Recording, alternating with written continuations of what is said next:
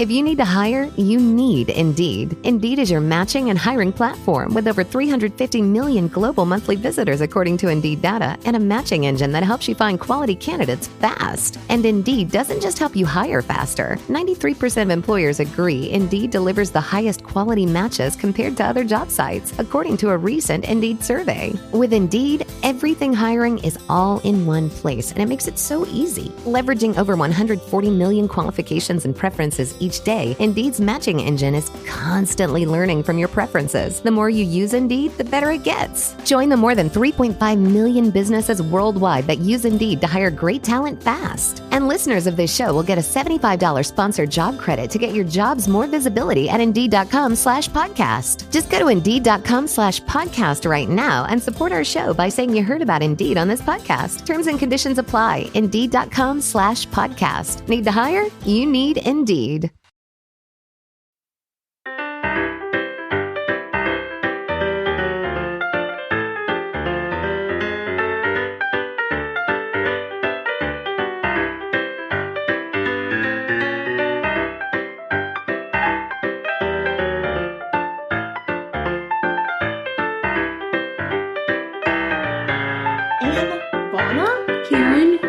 Devaney. Hello, hello. How's it going?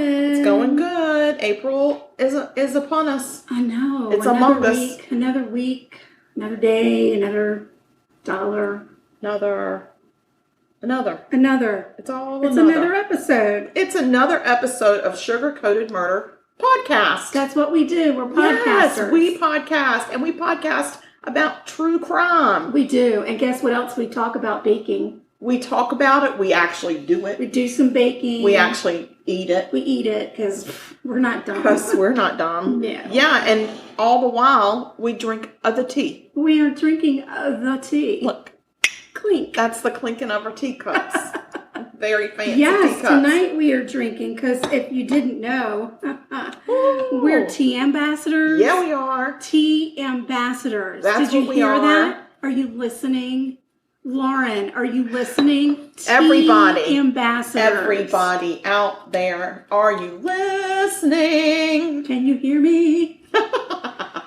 Yes, we're tea ambassadors for a lovely tea company out of Portland, Oregon called Plum Deluxe Tea. And I got to tell you, they are hitting a home run with me, girl. Oh They are gosh. hitting a home run. Tonight, prior to our podcast, I made a pot of strawberry immunity herbal tea. It is so good. It's elderberry, hibiscus, echinacea, apple pieces, black currant, blackberry, strawberry, raspberry, strawberry leaf, strawberry essence, love, and gratitude. Did you say hello?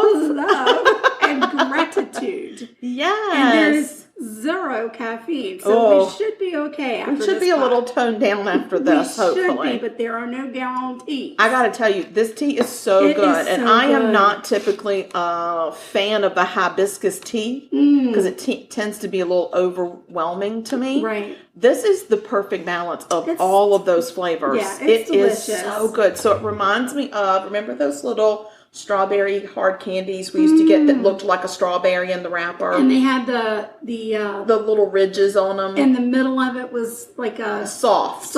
yeah. That's what Yes. it reminds me of, the taste. It's very true. Very delightful. They are delightful. And it's red. Our tea's red. It is a titch red, and I gotta tell you, and my it's favorite color. boosting our immunity. Which As we is speak. awesome. Awesome. Yeah. I can Awesome. feel my immunity just boosting all over the place. Oh, yeah. Back off, flu. You ain't getting me. Yeah, so this is really good, guys. And we definitely, on our link tree and on our social media, we have the link, and we would love for you all to support us by supporting this company. And you can go on there and shop for some tea. They've got cute tea diffusers. They've got tea tins on their website, cute mugs. Adorable mugs. Just really amazing stuff. Really great for the tea drinker. And the price is amazing. I can't get over how good the prices are. I always think it's a joke. Like, and if you're like a big fan of tea, They've got a Tea of the Month Club, which is fantastic. That is only $10 a month. That's crazy. I mean, don't tell them, but I think their prices are low. They are very low. That gives you no tax, free shipping. It's just $10 a month. Yeah, and it also gives you members-only discounts on their website. Right. And you can cancel that anytime. But they always slip in a sample. I love that. And so when we got our tea shipment this time, just a straight tea shipment, we each got a little sample. We did. Of some herbal tea that was absolutely, my husband cannot stop talking about it, and he's not a huge herbal tea drinker. I haven't tried the sample, but I'll have to do that. He loved it, and it actually got us 2 cups. That sample was 2 teaspoons exactly. So I brewed 2 cups, and he made me go online and buy an order of it because he loves it so much. And for him to say he loves tea like that is very rare for him. Right. Wow. So, yeah. So if you want to support us, you need to click on the link that we provide. Yes. That's our affiliate link because we're tea ambassadors. Because we are affiliated. We're affiliates. We're affiliates. And then you place your order, and we just get a little tiny piece of the pie. That's all we get. Yeah, we do. Every little bit helps. Yes. Yes. So I took a picture tonight of this pretty little tea setup that Anne has for us today with her dainty little teacups and this beautiful glass tea infuser teapot. And of course, Farmer Katie's honey, because we always put a touch of that in. I'm on my last jar of Farmer Me too. Katie I honey. hope her bees are busy. Me too.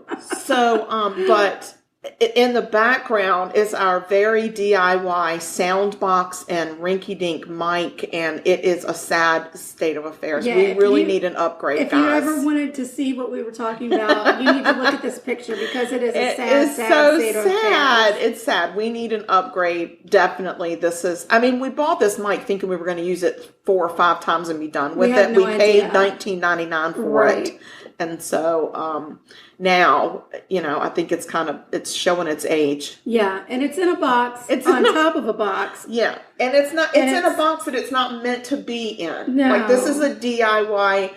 Like, I took shipping foam out of a makeup shipment. Right.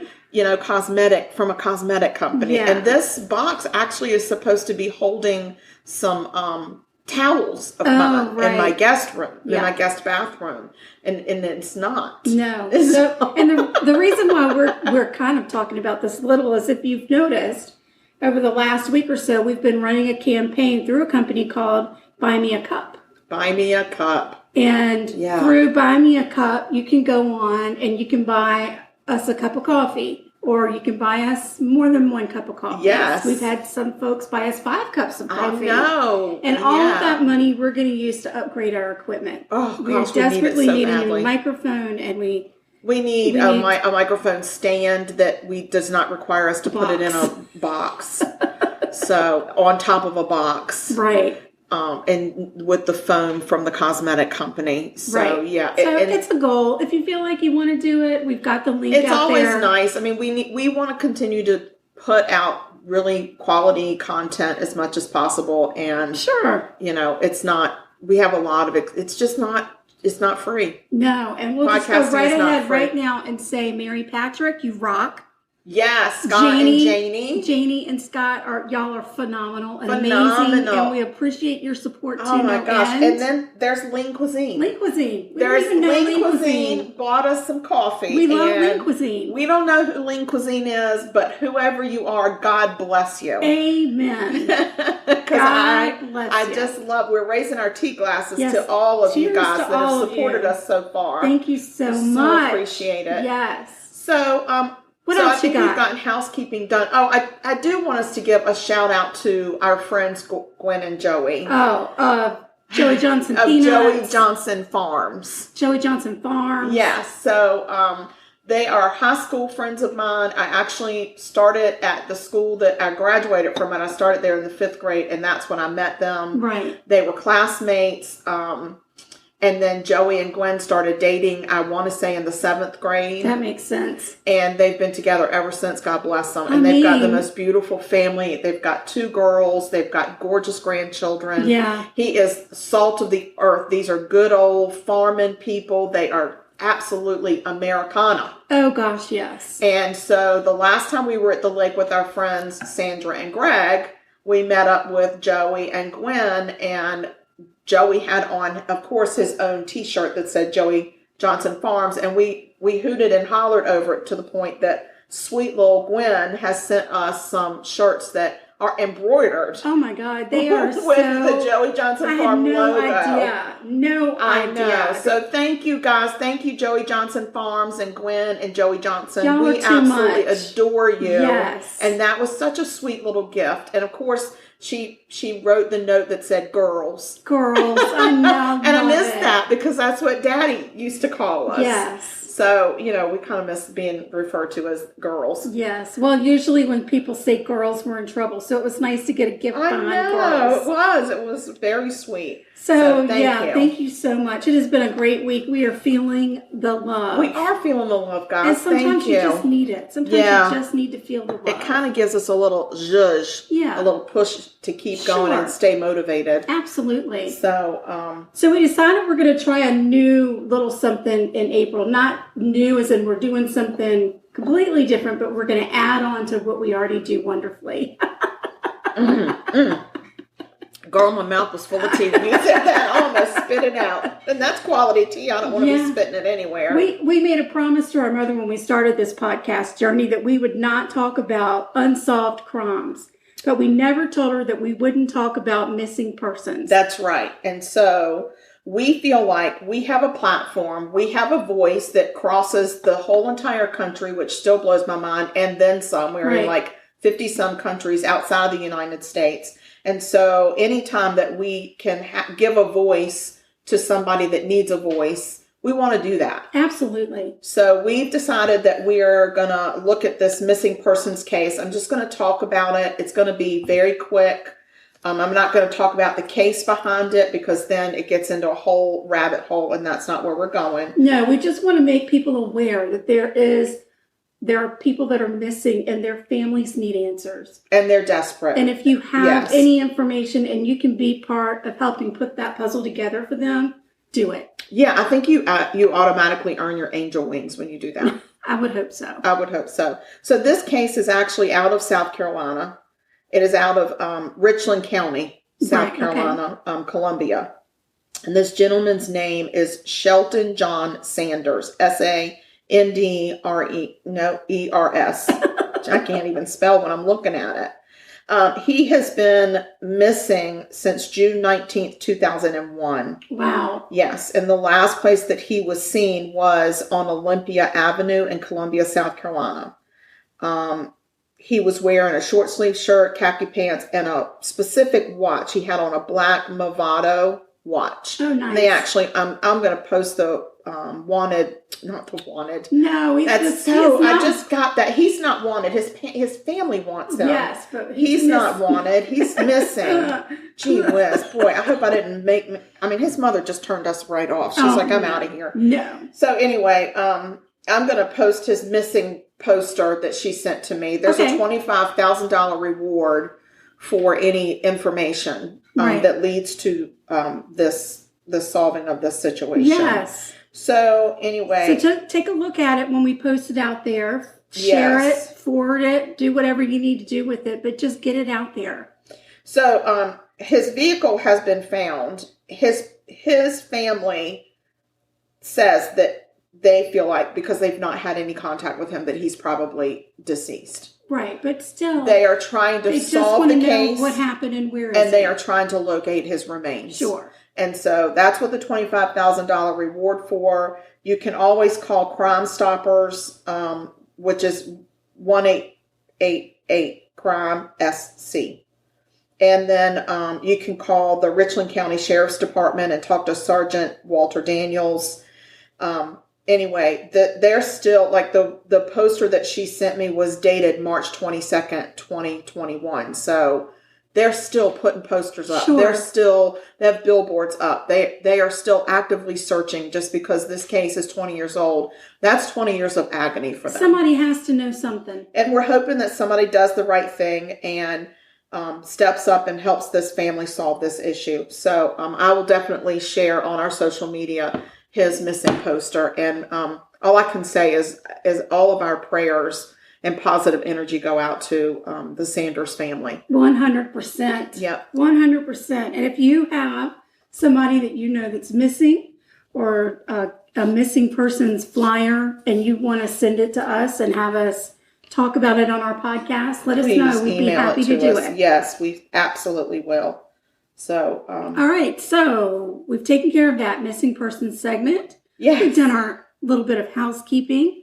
And now you're going to talk about what you're baking. Tonight I am baking. I hope it's something chocolate. It is chocolate.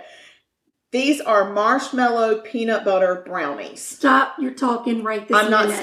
I'm not stopping. So I came across this recipe and it just looks so yummy. And the reason that I really stopped on it was not so much the peanut butter, but the fact that it's got marshmallow fluff in it as well. Yeah. Oh my gosh. Yes. So it's almost like a peanut butter s'mores type. It kind of is the way that you structure this. It is so good. So I will tell you that I got it off of this website called Beyond the Butter. Oh, wow. I know. And I mean, that's like over the rainbow for me. Beyond the butter, right. It's the same thing as over the rainbow. Right. I mean, there's a pot of gold. Exactly. That's all that's left because it's so good. So anyway, this is, it takes 3 different bowls. So you mix things in 3 separate bowls. The only thing that I have to use I call it the hand mixer. It's not, it's electric handheld mixer. And we call it a beater. Or the electric beaters. So I use the whisk attachment on that, and I use that on the peanut butter. You make a peanut butter, I don't want to call it a fluff. It's so you do the peanut butter in the marshmallow fluff? No. Oh, so you're going to whip it so it's almost like whipped peanut butter? So it's peanut butter and melted unsalted butter and confectioner's sugar and a little bit of vanilla, and you whip that together. And so what that comes out to is the consistency of when we make Buckeyes. Buckeyes, yeah, the peanut butter balls. The peanut butter balls. That's the consistency and that's the taste. Lord have mercy. And then everything else, I hand whisk everything else. You don't need it. You don't need anything else. And you've got dry ingredients, wet ingredients, and then the peanut butter, and then you've got your marshmallow fluff that you use at the end. Fantastic. So I'll talk about it as we go along. After Anne's little. I can't wait to smell presentation. Yeah, so they look really good. Did you call it a presentation? Yes, your presentation, your PowerPoint presentation. I've got a PowerPoint. Yes. Yeah, it's going to be hard for y'all to follow along, but try. You'll hear the clicking when she's changing this, or when she says to me, next slide. Yeah, so anyway, these are sure to be yummy. I can't wait. Can't wait. Buy me a Coke. Okay. All right, what's your murder about? I'm going to talk to you about my murder. Where is it? It's in Anniston. I'm back in Alabama. Girl, you love that place. That's only the second one I've done in Alabama. I feel like it was in a row. Yeah, that's why I said I'm back in Alabama. I think you never left. No, not since last week. I tried to leave, but then somehow I found my way back. Okay, all right, Alabama. And I me, I like to just clear things up right from the get-go and tell you that I got my information from latimes.com, lawjustia.com, and Murderpedia. Oh, dun, dun, dun. Yes, and I made a little donation to Murderpedia because they're always so good about providing information. Yeah. I've made donations to them before, too. It's a good thing. Yeah. So, this is the story of the Hilley family. Hilley. Hilley. Hilley. Hilley. Frank and Marie. So, and her name is Audrey Marie Hilley, but she goes by Marie. Okay. Some people like their middle name more than their first name. I know. I don't know why I never went by my middle name. Well, some people do call me Varner, but... I know why I didn't. Anywho, Frank and Marie Hilley were living the dream in Anniston, Alabama. They had 2 kids, a boy, Mike, and a girl, Carol. Mike and Carol. Oh, like the Bradys. Funny? Yeah. Frank and Marie got married in 1951. Frank was the breadwinner, and Marie was a stay-at-home mom. She was the homemaker. Frank was a gentle family man. Marie was a socialite. Oh. She was very into her appearance and her status. Mm. In 1962, they bought a beautiful house in an affluent neighborhood in Anniston, Alabama. The house cost, are you ready? $13,000. Oh, they are high rolling. $13,000, and Frank was making payments of $81 a month. Bless them. That was his mortgage. Yeah, and I mean, that was not a pittance. It was, it was fat money. I know, but when you think about the houses now and the mortgage payments and what people have to pay for, it's just insane. I don't like it. So Frank made pretty good money. He was a factory manager, but Marie spent it as fast as Frank could make it. Well, slow down, Marie. My goodness, honey. By 1974, there was a financial strain in the house. The Hilleys were living way beyond their means. Frank started playing poker at the local elk lodge. That's not the answer. Well, he thought maybe he could make some money. Maybe hit it big at the elk lodge poker night. Exactly. Okay, well, Marie wasn't having it.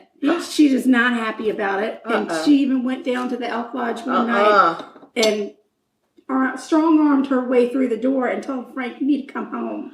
Stop it. Frank, you need to get your behind home. Oh, no, Frank. You got called out in front of the poker buddies. Yeah.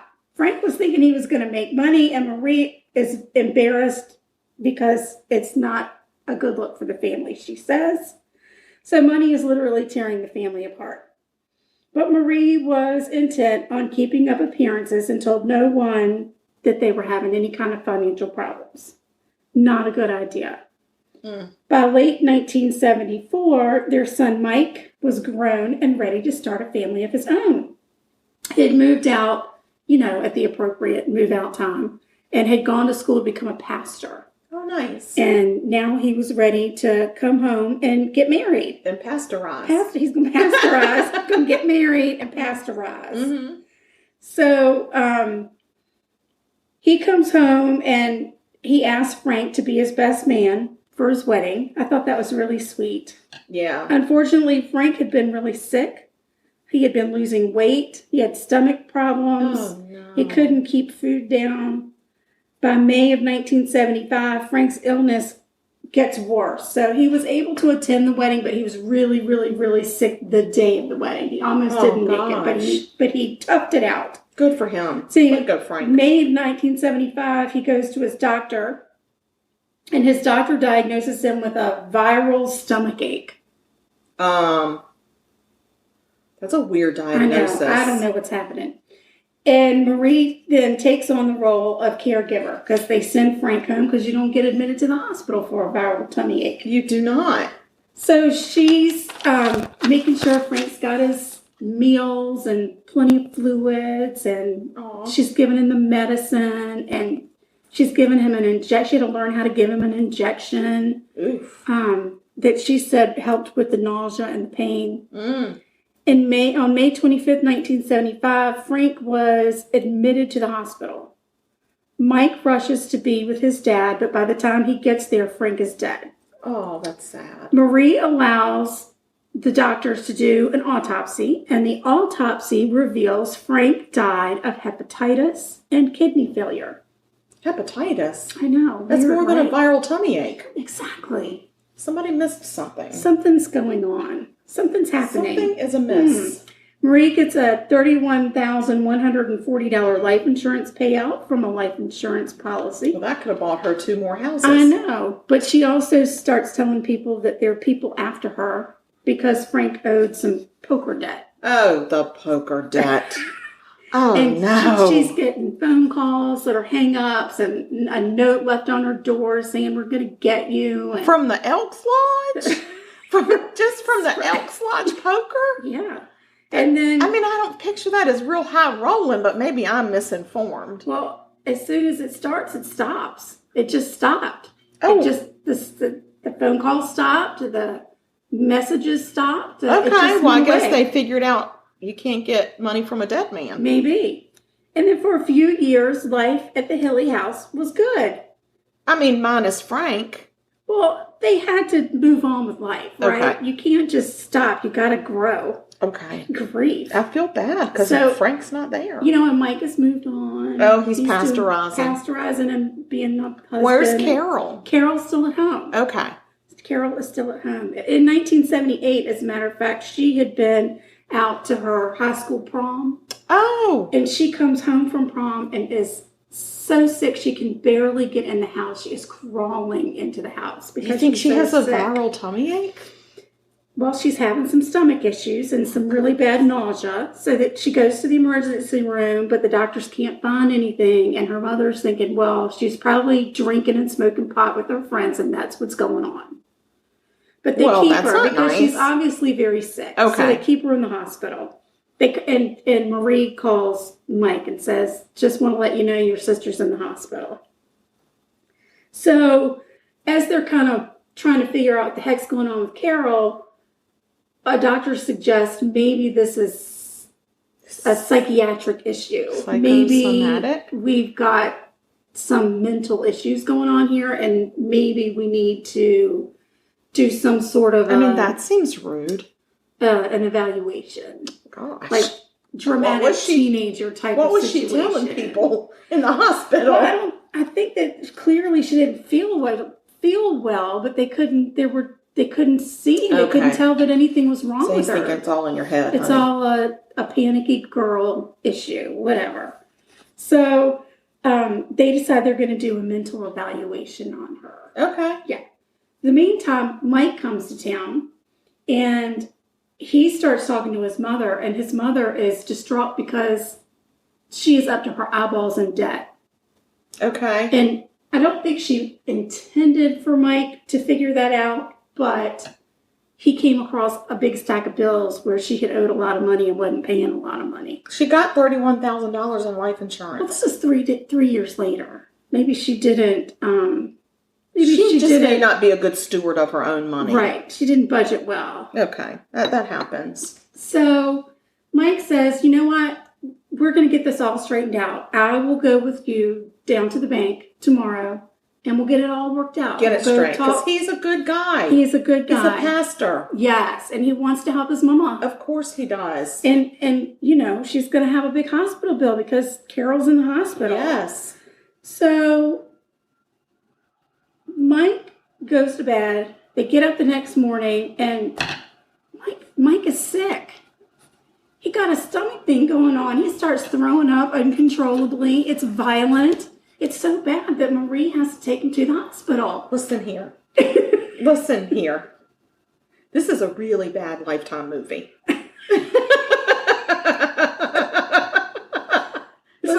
Really bad one. This is easy peasy. They go to the hospital. They see the same doctor that's seeing Carol. Sure. And he says, I'm just going to give you a shot. And back then, if you had the flu and you were really sick, sometimes they did give you a shot in your booty and send you on. Right, something for nausea. So that's what they did. And guess what? It knocked him right out. Oh, Lord. He went home and slept for the rest of the day. They didn't go to the bank. They didn't go to the bank.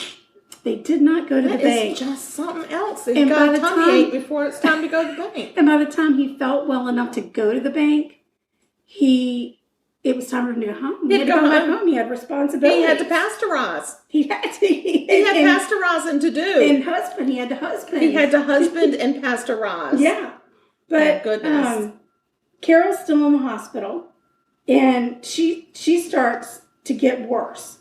So Marie starts giving her these injections to help her with her nausea. Right? Okay, yeah. But she tells Carol, don't tell anybody, because this is medication that I got from a friend of mine that's a nurse. Oh. So I'll get in trouble if you... So it's completely legitimate. It's totally, yeah. A nurse. So by this time, poor Carol is malnourished, and she's practically paralyzed. No. And her doctor said he thought that Carol's illness was due to heavy metal poisoning. He said, this reads heavy metal poisoning to me. Her symptoms, and she was having a lot of neuropathy, the nerve pain in her feet. Oh, yeah. So she was in a bad way. Oh, my gosh. And this doctor says, I think we might have some heavy metal poisoning. So what do you think happens? The next day, Carol checks her out of that hospital. Well, I mean, and says, I don't like this hospital anymore. I don't like the way they're talking. We're going to another They're hospital. saying things that are bad. We're going to a hospital in Birmingham. So Well, see ya. of course we are.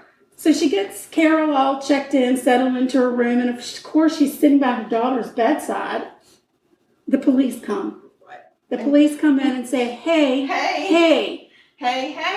Audrey Marie Hilley, you're in trouble.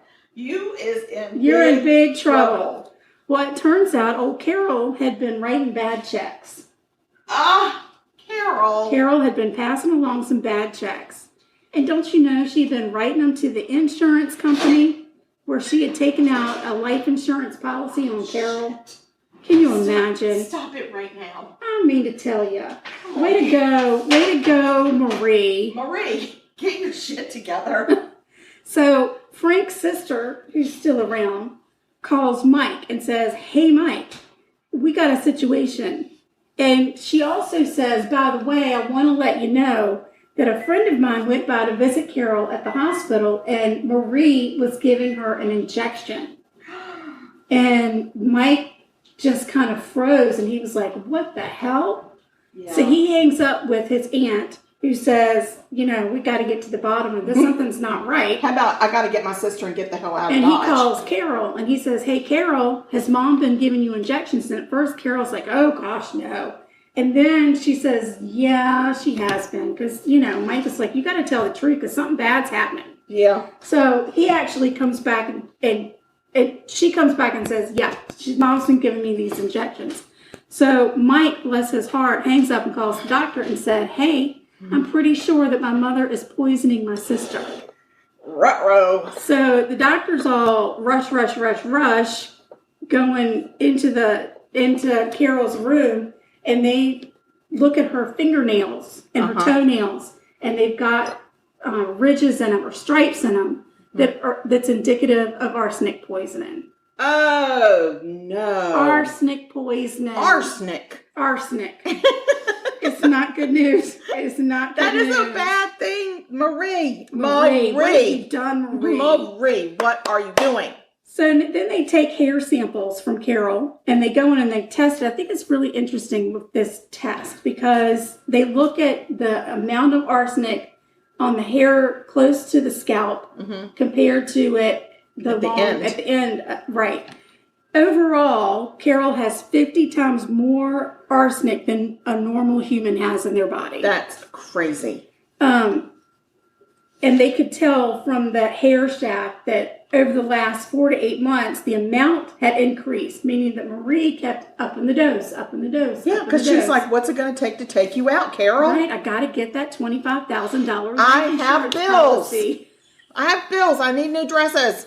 So Mike then, after he's called the doctor, hangs up and says, holy crap. My dad. I got to call the coroner. Calls the coroner and says, hey, I think my mom killed my dad. I'd like to have my dad exhumed. Oh, my gosh. I go, Mike, yes. He's a great guy. I know, because he's a pastor. He is. I'm looking at pastorizing. I don't know if he ever like a pastoral. Finished that whole pastor thing. Listen, he's a pastoral superhero. Yes. That's what he is. So, as Mike is talking to the coroner, Frank's sister, she goes over to Marie's house and she starts cleaning because she's like, Marie's not coming back. We need to get things in order at the house. No, we don't. Why not? I don't know. If you think somebody's poisoned somebody with arsenic, you're going to want to find the arsenic. Oh, so she's looking for arsenic, not cleaning. I think she went under the premise of thank you very much. Okay. And then we'll see what happens. We'll see what happens. Because she doesn't even want to be thought of as I'm going to go over there and see what I can find. Okay. No. We have a reputation to protect. Yes, we are prim and proper. Anyway, as she's cleaning out some cabinets, she comes across this green bottle filled with liquid.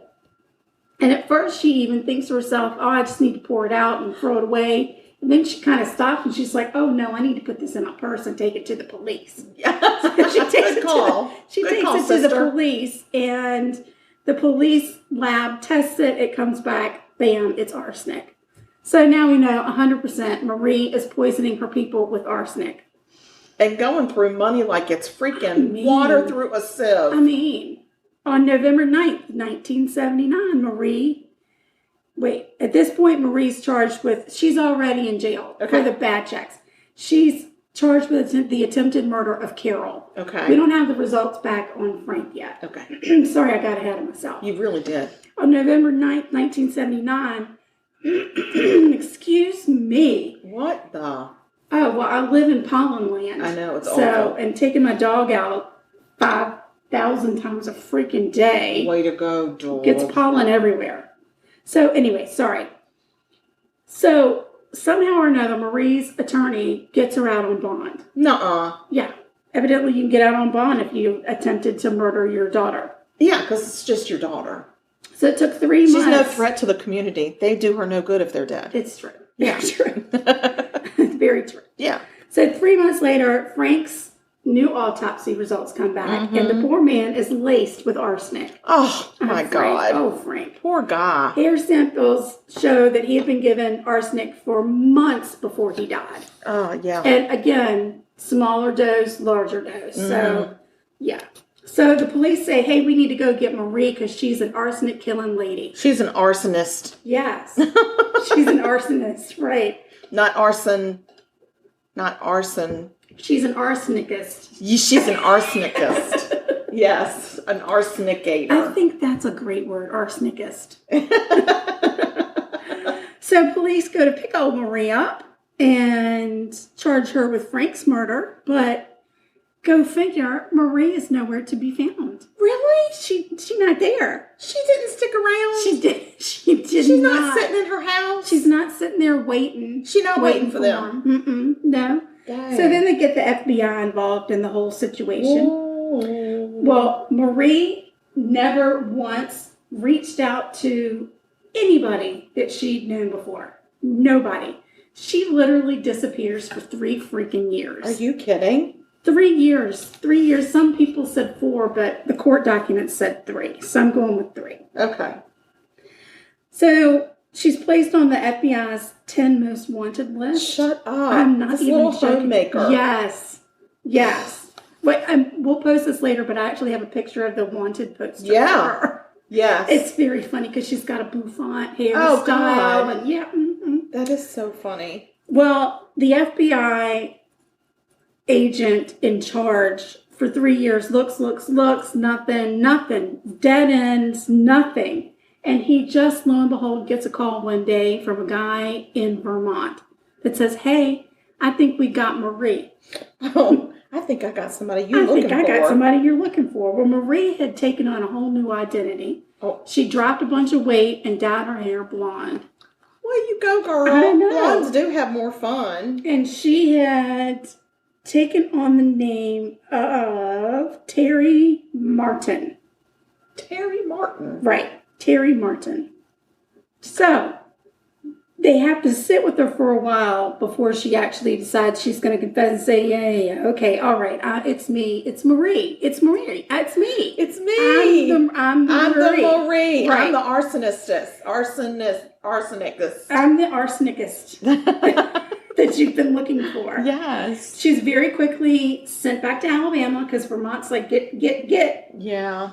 She's formally charged with Frank's murder, and they do a very speedy trial, and she is sentenced to life for Frank's murder. Okay. Plus 20 years for the attempted murder of Carol. Okay. Okay.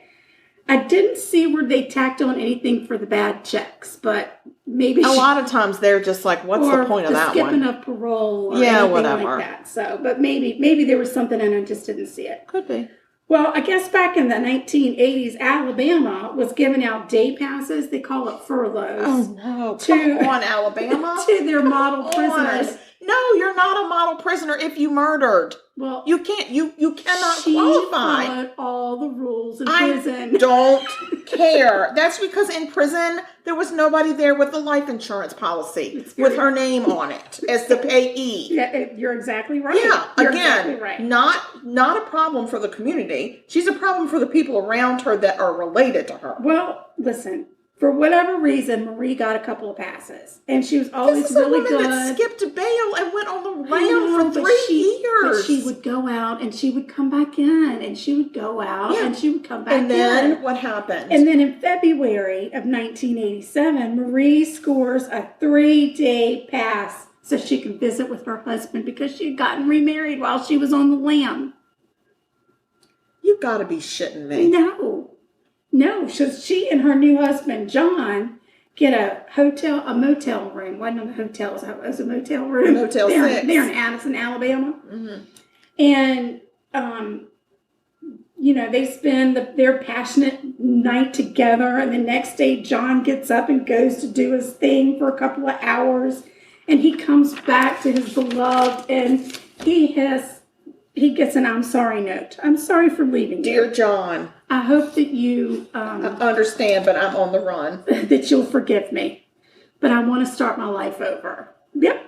Oh, Marie is on the run again. Good job. Marie. Everybody involved in Marie's life. Good job. Exactly. Way to go, Alabama.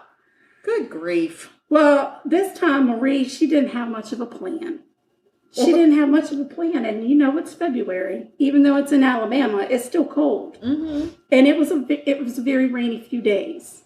Okay. So she was only missing. Fell? She was only missing for 4 days.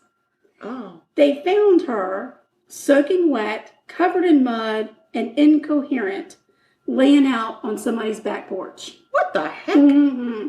She'd been through the swamp. I guess she just didn't have a plan of where she was going, so she hid out in the woods. Just walking around in the mud. I guess. They rushed her to the hospital where she later died from hypothermia and exposure. Good night, Marie. Oh my goodness. Isn't that crazy? That is crazy. Dumbass Marie. Dumbass prison system and your furloughs. What the hell? You don't furlough a person who has gone on the run and evaded police. You just don't. Just don't do it. Look at the crime. And I understand. Yeah, I understand model behavior, but figure out what the hell put her there. Exactly. My God. My gosh. Yeah. Well, that's bonkers right there. That's a bonkers murder. So, just in case you're wondering, Carol Hilley made a full recovery from her poisoning. Good for her. I did see an interview. I didn't watch any shows on this one, but when I went and searched for her, I guess they must have done an episode of Snapped. I didn't watch any of the TV shows on this one, but okay. There was on the internet, there was a Snapped exclusive or extra, whatever video, and it was a video of her as an adult talking about her recovery. It took her about 1.5 years, she said, to get the feeling back in her feet. Wow. So, but she was well enough to testify at her mother's trial. There are lots of pictures of her going into the courthouse, and she did testify against her mother. Good. Her mother was on trial. So there you go. Good. Yeah. That's what you get, Marie. I know. Mother's Day's coming up. Don't act like that. You will never get Be 1-800 flowers on that day if you try to poison your children. Be a better mother than Marie. Be a better anything. That's not really a far reach. All right, so how are your brownies going? It smells delightful in my kitchen. Well, they're in the oven. I smell them. Okay, so I'm just going to tell you what I did real quick. So you did some whisking. I did whisking a couple times. I had 3 different bowls. So the first bowl, like I said, I had melted butter, peanut butter, vanilla, confectioner sugar, confectioner sugar, and that made the peanut butter fluffy and light. Yummy peanut butter ball filling. Yes, and then I had a bowl that had flour, salt, and baking powder in it, and I whisked those all together. And then I took my 4 large eggs, regular sugar, brown sugar, some canola oil, a little bit more vanilla, unsalted butter, and not the unsalted butter, the vanilla. And so I did all those together, the eggs and the sugar, the oil, and a little bit of vanilla. Right. Then on top of the stove, I took 8 ounces of bittersweet chocolate chopped. Well, I couldn't find a bittersweet chocolate bar, so I got some Ghirardelli bittersweet chocolate chips. I mean, they worked just as well. And I had 10 ounces, not 8, so I just dumped them all in there. I think that's a great plan. You add your unsalted butter to it, and then you melt those together which is really nice. Mm. And then once that's melted together, you add in some cocoa powder. Right. This calls for Dutch processed cocoa powder. I didn't have that. I just had some Toll House regular old cocoa powder. That's what I used. Right. So, and then you take so once your chocolate is melted, you pour it into the sugar egg mixture and you whisk it together until everything's kind of dissolved. Mm-hmm. And then you put your flour in it and you whisk all that together until it's all like blended together and you don't have any lumps. But it didn't take much. So no lumps. No lumpity lumps. No lumps. So I had a 13 by 9 pan, Mm-hmm. and I put parchment paper in it, and I sprayed my parchment paper as well. Mm-hmm. So then you pour your batter into your pan, all of your batter, and then you take globs of marshmallow fluff and globs of your peanut butter mixture, and you just plop them on the top, Mm-hmm. and then you take your knife and you kind of keep swirling back and forth and get it marbled. Right. Now, the marshmallow fluff does not go in there as easy, so next time I will do smaller plops of the marshmallow fluff. Oh. I think I overused the marshmallow fluff a little bit, so it was a little bit difficult to get that to swirl, but I just kept working it. Right. And then I swirled it all together, popped it in the oven, and it's baking for about 22 to 25 minutes. I'm so excited. So, and then when it comes out, you just cool it. And the nice thing is, because it's in parchment paper, once it's nice and cool, you just lift that whole parchment paper out and you put it on a cutting board, and then you can cut your brownies really nice. Yeah, I think that's the best way to go. I do too. And the cleanup is so much easier. So, the brownie mixture itself is so good. It's just yummy. It's very yummy. Just did a big yawn. Yeah, you did. I'm boring the hell out of them. No, just out of curiosity. Mm-hmm. Now that you've made it and it's in the oven, if you needed to shortcut it, could you use an already made brownie mix? Because it sounds like you're making brownies and then swirling in your stuff. You could do it that way, but I like brownies made from scratch. Well, I think do they too, but I'm just taste so for good. But if you want to do a like, semi-homemade kind of a Right. thing where I'm going to shortcut this because Right. then make some brownies and then do your peanut butter, and confectioner sugar and all that kind Right. of crap, and then your marshmallow fluff and kind of swirl it together. If that's what you want to do, you can. Yeah. But I enjoy I think there's such a huge difference in brownies that are made from scratch. I agree. And And they're not it's not difficult. As long as you want to make them, I'll eat it's them. not difficult at all. So they're baking at 350 right now. Fantastic. Yeah. Well, so while they're baking, do you have something you want to tell me? I want to tell you about this murder. Okay. And it is, I'm just going to tell you up front. First of all, Mama, I am going to cuss like a sailor. And you're going to have to be okay with it because this is a rough one. Do I need to pour myself a glass of wine? Yes. Oh. I would definitely pour yourself a glass of wine, and mayhaps I could have some water. Sure, I'd be happy to get you water. I appreciate that. This one, when I was researching it, and I used so many different websites, I can't even tell you. I had probably 20 different windows open at one time. I did refer to Murderpedia, but I used a lot of local newspapers from this town, and then some like CBS News, NBC News, that kind of stuff, some articles like that. So, and I did have to take a few breaks while I was researching this murder because it was pretty rough. Jesus. So I'm just going to tell you, it's a rough one. So everybody buckle up. Put your big girl panties on. This is rough. My extra large glass for the wine. Yeah, and Mama, I'm just going to say up front, I'm very sorry about the cuss words I'm about to use because this is a motherfucking mind-blowing motherfucking case. I'm just going to tell you. So, I'm going to wait till you get over here because I need to look you in the eye. Oh my gosh, here I go. All right, we're going to talk about Shasta Grown. Okay. Okay? Shasta lived in, and I'm going to massacre the name of this town, and I say it more than once, and so I'm just going to say I'm sorry, Idaho. I'm sorry. Idaho. Idaho. It's Coeur d'Alene. Coeur d'Alene. Coeur d'Alene. All right. Okay, so she lived in the Coeur d'Alene area of Idaho. She lived with her mom, her mom's fiance, and 2 older brothers, a 13-year-old and a 9-year-old. On May 15th, 2005, Shasta, who at the time was 8 years old, it was in the evening, she's in bed, and she heard her mom call her name and said, come out here to the living room. Okay. So she gets up, and what she walks into is a very confusing scene. It's actually a nightmare. Okay. But she's awake.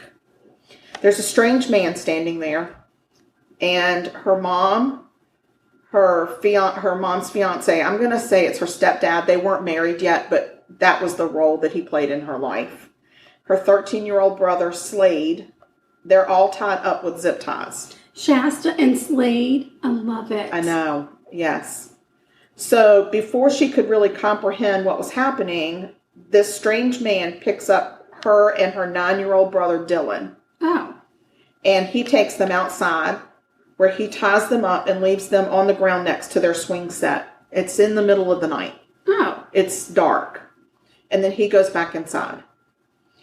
Moments later, laying there in the dark, she hears her stepdad yell out. And then she sees her brother Slade stagger outside, bloody and dazed. Oh, God. She and Dylan start to yell at Slade to come, we're over here by the swing set. Come untie us, come untie us. He falls on the ground and he's unresponsive. So he's tied them to the swing set? He has tied them up by the swing set. They're not tied to the swing set, but their hands and their feet are tied up. So they can't get up and run. They can't get up and run. Gotcha. And he's got them laying down and they can't move. Okay. So she sees Slade come out and falls to the ground and he's unresponsive and can't come help them. So the next thing is this strange man comes out of the house and puts Shasta and Dylan into a truck and drives away. Oh. Yeah.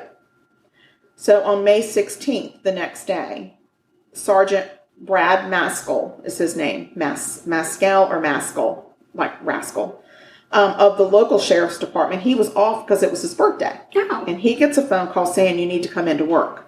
He thinks it's a prank. Oh, right. You know, because that's what they do. They prank each other.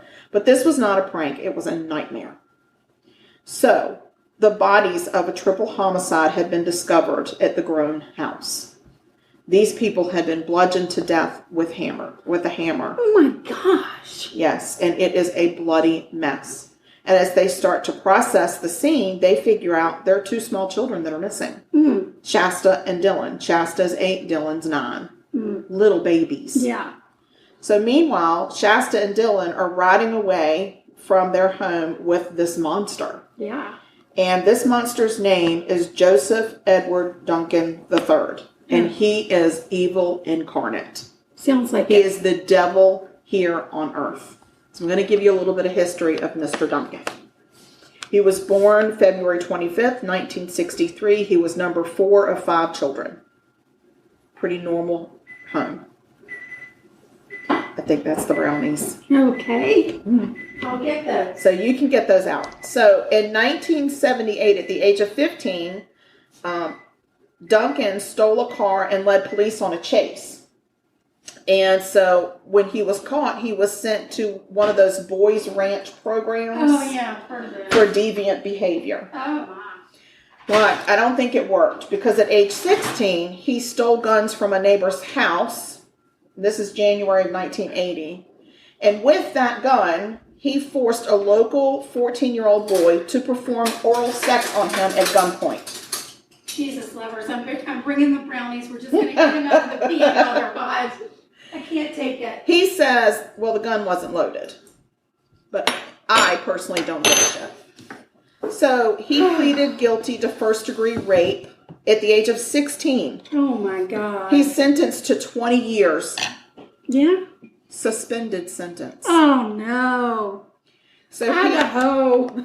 Yeah. What did you do? He is placed into a, and he's actually, at this point, he's not in Idaho. He grew up in the Washington State area. Okay. He's placed into a sex offender treatment program. Okay? All right. I mean, what else do you do with a 16-year-old? So in March of 1982, he gets kicked out of the sex offender rehab program. He gets kicked out because he had snuck off and he was peeping in windows of women. Oh my God. So they kick him out. Why wouldn't you make him stay longer?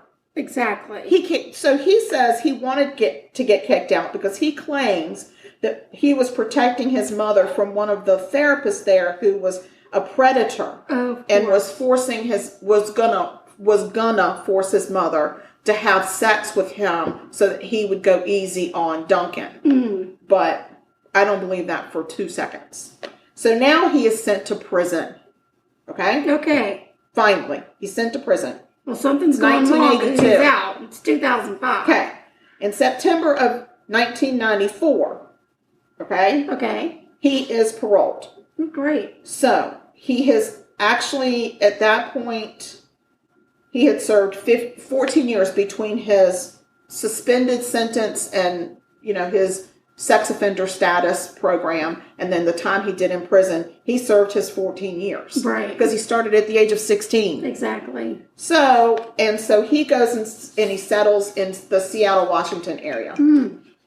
So, in July of 1996, Duncan, this is what James Duncan says he did. And the reason I know this is because James Duncan III has a blog.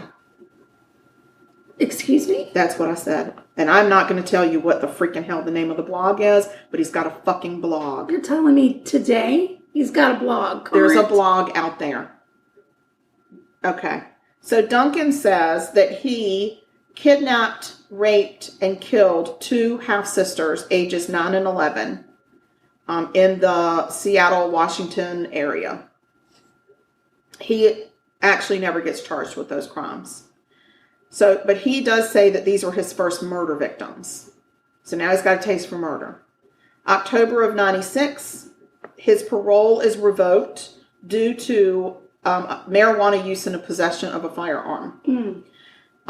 Instead of sending him to prison because his parole was revoked, they have a hearing and they reinstated it with harsher conditions that he's not following to begin with. Right, he's not following the rules. So we're just going to make them worse. Worse rules and then see what happens. And I'm sure he'll follow them now because now he knows we're serious. Yeah. So Duncan stopped reporting to the parole officer altogether and went on the run. I'm sure he did. April 1997. Isn't this funny? We both dealt with people that went on the run from parole. We did indeed. The frig? So, on April 4th, 1997, he ends up in Beaumont, California. And he comes across 10-year-old Anthony Martinez. He rapes him and kills him. And nobody knew it was him right away. As a matter of fact, Anthony went missing and the case went cold. Oh my gosh. August of 1997, the FBI arrests him for parole violations again because he had not been, reporting for parole. He had went on the lam. And so the FBI, how funny is that? FBI. I know. The parallels. So he's sent back to Washington to go to prison. While awaiting his hearing on his parole, he gets visits from this man named Dr. Richard Waxman. And this is a doctor from Fargo, North Dakota. Fargo? Yes. Fargo, North Dakota. Whilst out on the lam, Mr. Duncan met Dr. Waxman at a bar. And they become friends. Okay. So then Mr. Waxman goes... Mr. Dr. Waxman? Mr. Wacky Man. He goes from Fargo to the Washington area to go visit with him because they're friends. Like, who doesn't visit with your friend when he's awaiting his parole hearing, right? Yeah, okay. So in December of 97, there is a parole hearing. And Waxman actually shows up to tell the board that if you'll let Mr. Duncan is his last name, okay, if you'll let him out, he can come live with me, my wife, and my children in Fargo.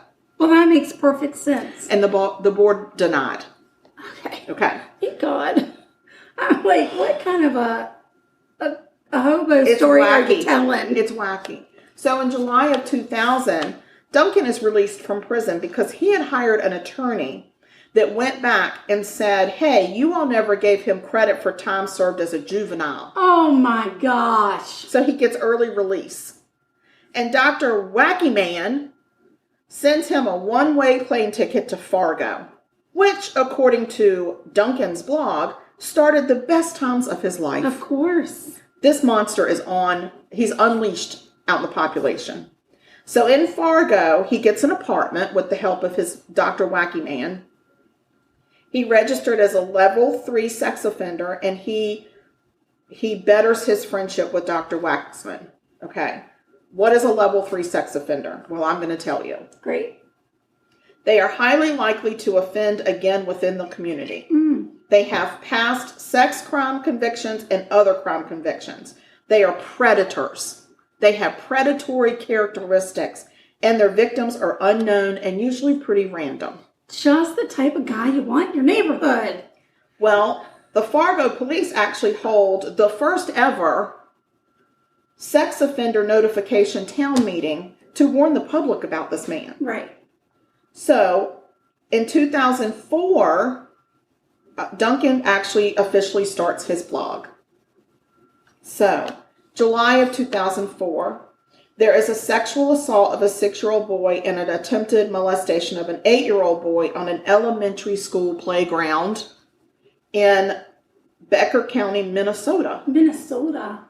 And in March of 2005, Duncan is arrested and charged with the molestation. He goes to court. Please, let's make sure we let him out.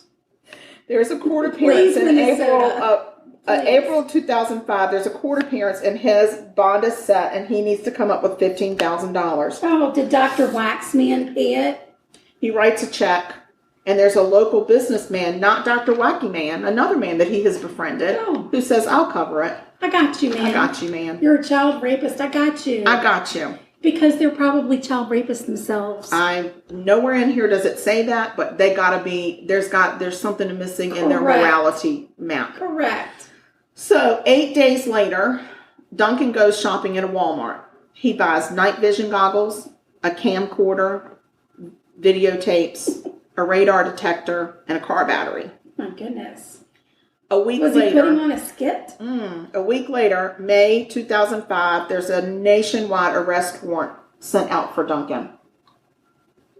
Which brings me, in May 13th of 2005, he blogs that he has encrypted his journal to the point that it will not be broken into for decades. Oh, wow. The authorities will never be able to get into my journal. Okay, because you're that brilliant. So, that was May 13th. 3 days later, May 16th, is when he kidnaps Shasta and Dylan after killing their family. My first murder happened in May, too. It did. That's crazy. So, he takes Shasta and Dylan to a remote campsite in Montana. We're all over the place. Yeah. Along the way, they stop at several other campsites where he sexually assaults and physically and mentally tortures these children. They're 8 and 9 years old. Yeah, it's sickening. He drinks some wine. Oh, your wine's gone. I don't know what else to do. Oh, drink another. I need to bring get the bourbon. It was dark. I just had to take breaks, but I just feel like this is a story that has to be told. So he actually records with his camcorder many of the incidences of him assaulting these children. And he also told them that he had tracked and stalked their family for days before breaking into their home. Why? He... Just a random act of violence? He knew he I guess followed those 2 kids. He knew he wanted those 2 kids for whatever reason, and it was like hunting for him. Oh my God. He had bought shoes that were 2 sizes too big, so that when he left footprints in the driveway, he's an old pro. He knows, bought BB guns and shot the dogs and silenced the dogs with BB guns. He was tracking them. He was hunting them. He ends up having these children for 48 days. Oh my God. Of absolute torture. Then one day in Montana, Duncan shoots and kills Dylan. after torturing him. Shasta witnessed it. Duncan would eventually claim it was an accident, but he recorded it. Well, I accidentally recorded my accident. Mm-hmm. And forensics would also prove different from what the story that he tells. Right. So Dylan was first shot in his stomach. And as he lay on the ground begging for his life, this 9-year-old begging for his life, this asshole motherfucker puts a 12-gauge shotgun to his head and pulls the trigger in front of his sister. Wow. And she's 8. Jeez. And he was 9. And Duncan doesn't give a shit. So for some reason, Duncan decided at that point he really wants Shasta to meet his mom. So they're going to start making their way back towards Washington State. Well, one night, in the middle of the night, they stop at 1:30 a.m. for a meal at Denny's. Because I won't say what I was going to say because it's bad advertising. So they just happened to stop in the area of Coeur d'Alene. Oh. That town was going crazy trying to find these kids. Of course. There were posters everywhere. Oh, so he's basically prayed. come back to say, I've got her. I've got her and you can't get me. Mm-hmm. Because it's 1:30 in the morning. Well, thank God there was a waitress in that Denny's and she recognized Shasta and she called the police. And the manager and the waitress of this Denny's keep Duncan busy and distracted so he doesn't leave. And finally the police show up and they arrest him. And the waitress asks Shasta, honey, where's your brother? And Shasta says, he's in heaven. So on July 14th, July 8th, Shasta had been, of course, rushed to a local hospital. Right. She leaves the hospital in the custody of her father because... Right, the other guy parents, said, right, yeah, stepfather, right. Yes. And the whole entire town is absolutely rejoicing that they at least got this one kid back. Right. This whole entire family is just wiped out. Right. And it's this small area. It's this rural town. And there were prayer vigils almost every day for these kids. Right. Trying to figure out. And at the same time, they're burying these 3 people that were slaughtered. Right. And they had no idea what happened. Where'd these kids go? Who took them? Who did this? Right. So, on July 14th, little Dylan's bones are found in a remote campsite in Lolo National Forest in Montana where he had been killed and left. So Shasta provides authorities with crucial details of what she went through. She told them that Duncan had almost killed her one day, and while strangling her, she called him by the nickname that he liked to be called, which was Jet. Oh, God. And because she called him that, he stopped strangling her. And that's kind of when he decided, you probably need to meet my mom. Oh, my God. So she also said that Duncan told her about killing the 2 sisters in Seattle. Mm-hmm. And their bodies actually had been found in 98. And their case had gone cold. He also told her about the rape and murder of this boy in California. And that case had also gone cold. So the state of Idaho charged Duncan with killing the 3 grown family members. Okay. The kidnapping and rape of Shasta and Dylan and the murder of Dylan was charged in the federal court because he had crossed so many state lines. Right. So many. So, and he had committed crimes in every one of those states with those children when he stopped. Like, it was just awful. So the evidence that was presented in the case was so horrific that jurors were offered therapy. Oh, God. Yeah. I'm going to need therapy. It's just sad. So he actually received 3 life sentences without the possibility of parole from Idaho for those killings. Then he was sent to Idaho doesn't believe in the death penalty? At that point, they knew that the federal courts were going to push for the death penalty. So they were like, listen, it'll be quick if we just get him in there and get him charged life without parole because we feel like the federal is going to hang him or is going to get him for the death penalty. So then he is sent to California and he's tried there for the murder of Anthony Martinez. And he gets another life sentence without parole from California. So that's 4. So now he goes to federal court. In federal court, the evidence there was even more horrific. And they actually played tapes that he had recorded of him assaulting and torturing the children. and they had to watch the murder of Dylan on the recordings. So this was so bad that the jurors were offered therapy during the trial breaks and after court sessions every day. Oh my God. Can you imagine being on that jury? No. The foreman, there was an interview in one of the newspapers with the foreman, and he said, I've never been the same person since then. No. Never. And he said, I'm going to tell you, he said, I went home and the security of my children became my mission in life.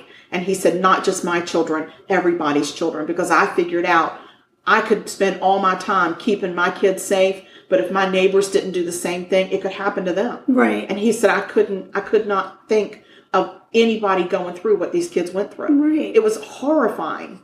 So he gets the death penalty for killing Dylan, and he gets the death penalty for the kidnapping and the torture of the children. So he gets 2 or 3 death penalties on top of all the other stuff that he's gotten. So March 28th of 2021, that was just a few weeks ago, Mr. Duncan died of brain cancer. Thank you, Jesus. Thank you, Jesus. My God. He was in an Indiana prison at the time, and he got brain cancer. How did he get to Indiana? Because it's a federal prison, so you got to go. He's federal on death row. Couldn't we put him somewhere other than Indiana? Why? Somewhere really bad. I just don't think there's a bad enough place for him. I mean, can we ship him to Indonesia? I don't know where to put him. I don't know. Go put him in a jungle Alcatraz. somewhere. I don't even think that's good enough for him. Bad enough for him. It's too good for him. Well, he's dead now. So anyway, he dies in prison. So now I'm going to talk to you a little bit about Shasta and what her life has been like. So she has written a book called Stolen in the Night. Oh, good. I can only hope that she's a gazillionaire from it. Oh, me too. I think that we should all go buy it. I don't think I can read it, but I want to just go give her money. And so if we all buy the book, it's on Amazon. I looked it up. So go buy it, and then I don't care if you read it or not, but at least Shasta gets money. So she became famous for being a tragic victim in her hometown. Her father kept her in the same area where he lived, and he wanted her surrounded by family. She had a really difficult childhood. I'm sure. She just wanted to be anonymous and normal. Right. She fought body image issues, drinking, drugs in her teens. She really just got fucked up from this. Yeah. I don't know how you can't be. I really don't.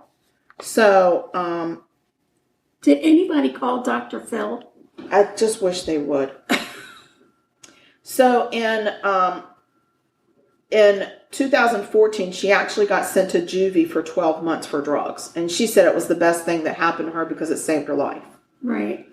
In 2018, she actually went on probation for unsupervised probation for a year for endangering the life of her 1-year-old and her 1-month-old children by leaving meth in close proximity to them. Right.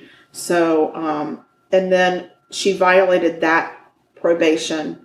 And when she went to court, thank God the judge that handled this really showed her mercy, knowing where she's come from. So he restructured her probation to supervised probation and just made it longer. But after Duncan died, March 28th, Shasta released a statement and said, perhaps death will now allow space for some degree of healing, peace, and closure. Mm-hmm. Because as long as he was living, she was tortured by his presence. Yeah. The nightmares that she has. That was a fucked up thing. Yeah. And the thing that really gets me is it fucked her up so bad, it's almost like he killed her. Right. Because of what she went through and what she witnessed. You can never unsee those things. You can never not think of those things. And to be so young. Well, I'm sure she's got PTSD. Oh. From it. I'm sure. But, how much therapy can you go through? As much as it takes. I agree. I wish that Dr. Phil would have her on because I think that she has really struggled in her life. And I don't know how you fix it. Personally, I think as long as she is not a danger to anybody else, she should just get a fucking free pass. Just give her a free pass. No, because then she'll destroy her life. She needs boundaries. I don't think so. I think she needs healing. I think she just needs to be the queen of her own island, and she just gets a free pass. As long as she doesn't put anybody else in danger, because it sounds like that's a problem for her, though. She has put people in danger. Yeah, her children. Children.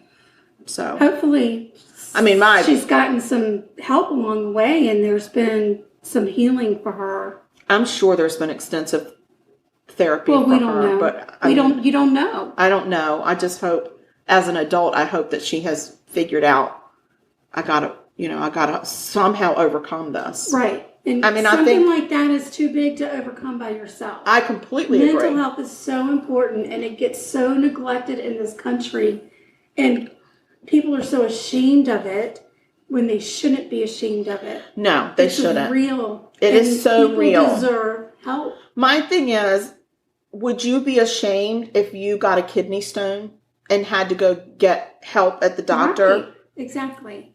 Mental health is the same thing as a kidney stone. Right. Or a gallstone. It's something that you can't fix yourself. You need medication for it, or you need some kind of therapy for it. Right. But, you do that for, I mean, my God, I had shoulder surgery. I'm not ashamed of that. I've been in physical therapy all this time. It's a type of therapy.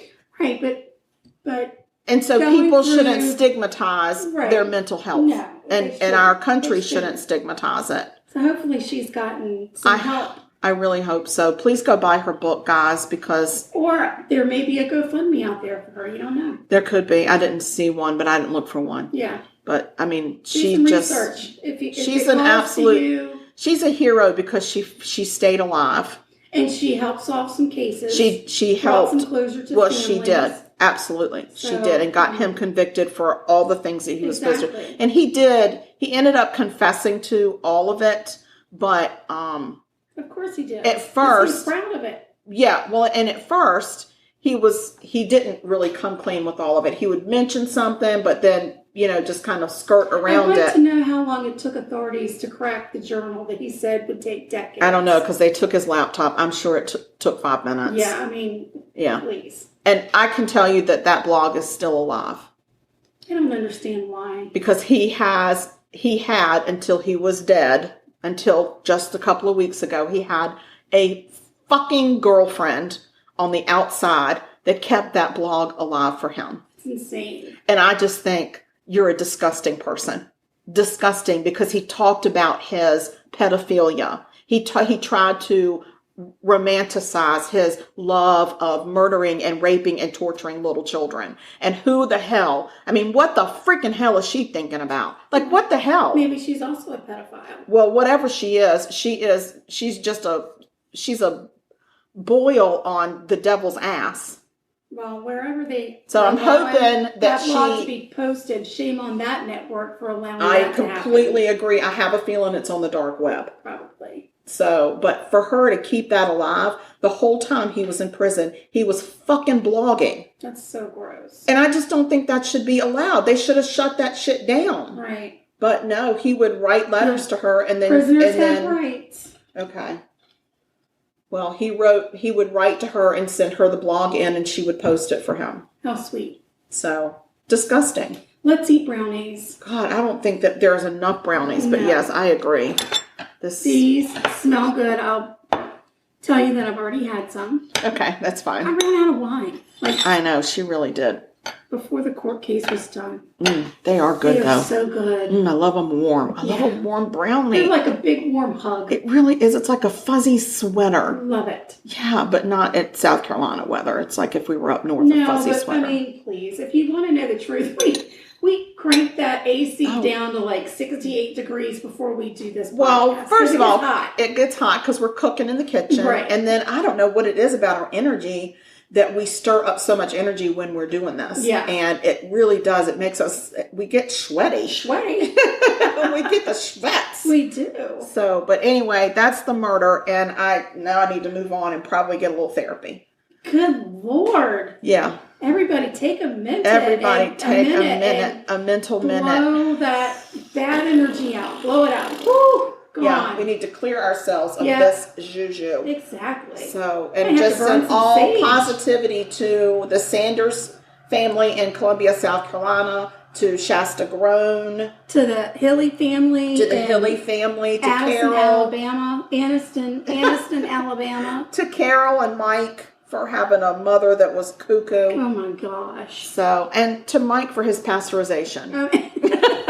Way to go, Mike. I hope your pasteurization is still going well. Exactly. Oh Gosh, my gosh. can we talk about social media? Because I need a break. Yeah, I'll just run through it real quick. We you got go. email. I'm exhausted. Email us if you want the recipe. Email us if you've got a missing person, something you want us to talk about.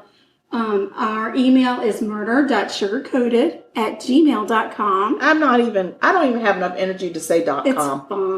It's fine. You can find us on Facebook. Mm-hmm. That's where we post our episodes to the Facebook fan page first. Yeah. And that is Sugar Coated Murder Podcast fan page. And you get it hot off the presses. Hot off the presses. And if you want to be part of the fan page, you have to join it. Don't just like it, but actually join the page. We will accept you into the club. We love everybody. Easy peasy. Unless you're cheesy. the asshole girlfriend of this Duncan dude that's been writing this blog. Well, now that you've said it, I hope you found her name. I do have her name. Oh, good. Okay, because, I have her freaking name. Good. Yeah, I got one or two things to say to her. Exactly. So, we post our pictures. You've got the link tree that's on there. If you click on the link tree, you'll find the link to Buy me a coffee. Buy me a coffee, where you could buy us a coffee.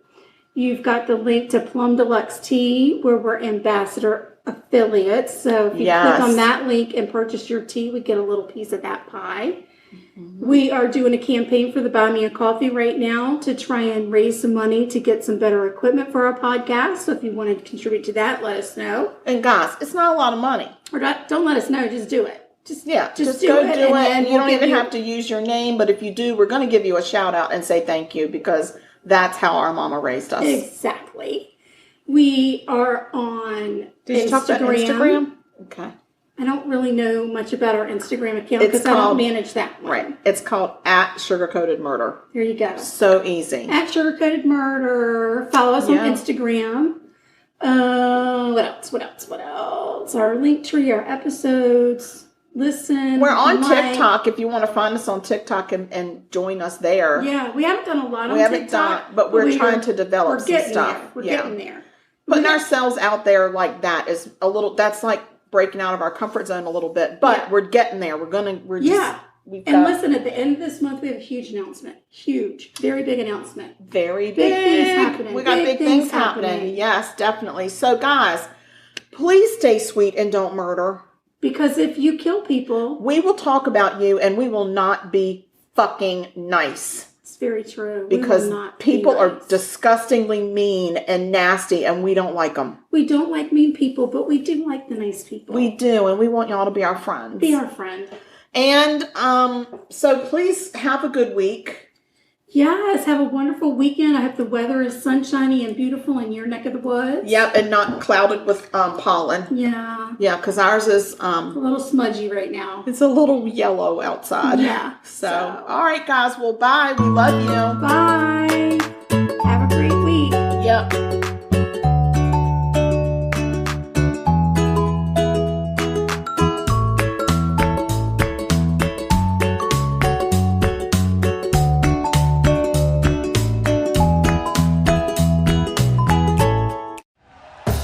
Thank you for listening to Believe. You can show support to your host by subscribing to the show and giving us a 5-star rating on your preferred platform. Check us out at Believe.com and search for BLEAV on YouTube.